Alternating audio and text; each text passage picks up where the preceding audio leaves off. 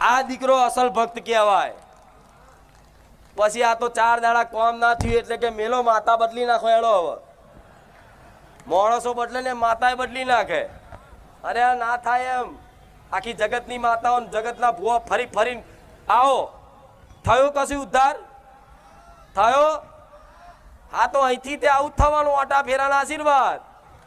અને મારે તો જો મારે જો તમે આવતા હશો 6 મહિનાથી, કોઈ 3 મહિનાથી, કોઈ 8 મહિનાથી, કોઈ વર્ષથી, કોઈ 2 વર્ષથી, કોઈ 3 વર્ષથી, કોઈ 5 વર્ષથી।